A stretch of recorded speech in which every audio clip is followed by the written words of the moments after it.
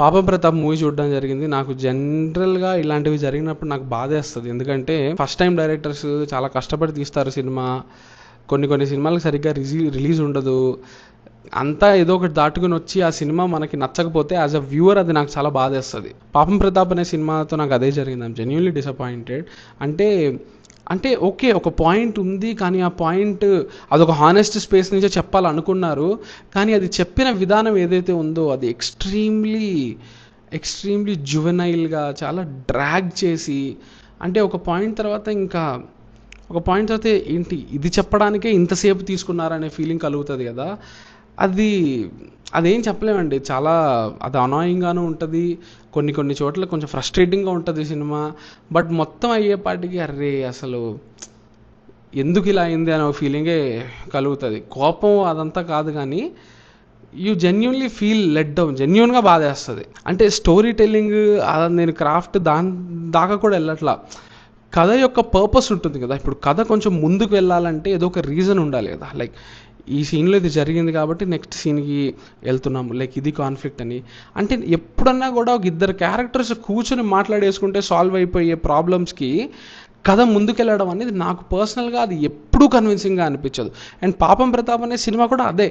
Like అంటే problem ఏంటి, ఇద్దరు మాట్లాడుకుంటే ఒక 40 నిమిషాలు సినిమాలో రన్ టైం సేవ్ అయిపోద్ది అన్నప్పుడు వాళ్ళు మాట్లాడుకోకుండా ఉండడానికి ఒక స్ట్రాంగ్ రీజన్ ఇవ్వగలగాలి సినిమా.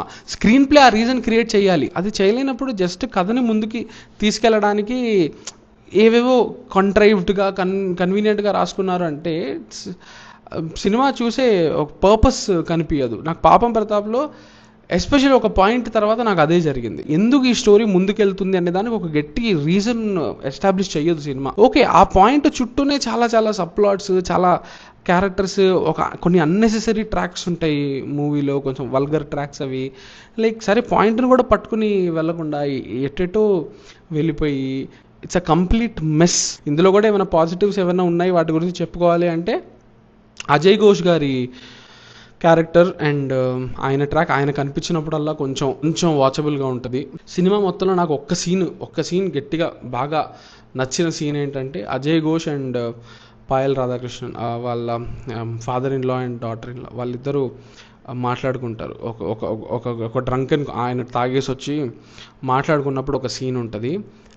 ఆ ఒక్క సీన్ నాకు బాగా నచ్చింది. బట్ అదే ఆ జెన్యూన్ ఎమోషన్ అది ఏదైతే ఆ సీన్లో కనిపించిందో అదే సినిమా మొత్తం కనిపిస్తే, కొంచెం ఆ పర్పస్ అనేది కనిపించుంటే స్టోరీకి, ఈ సీక్వెన్సెస్ అన్నిటికీ కూడా అదొక ఫౌండేషన్ లాగా ఉండేది. ఆ పర్పస్ అనేది చాలా వీక్గా అనిపించేపాటికి దానిపైన ఎంత బిల్డ్ చేసినా కూడా కామెడీ పరంగాను, డ్రామా పరంగాను, ఒక సస్పెన్స్ పరంగాను ఏ రకంగానూ నాకు నచ్చలేదు మూవీ. So that's it. ఇంకా ఆల్రెడీ తిమ్మరాజుపల్లి టీవీ రివ్యూ వచ్చింది, next bad boy Karthik review, that's it from this review. Thank you.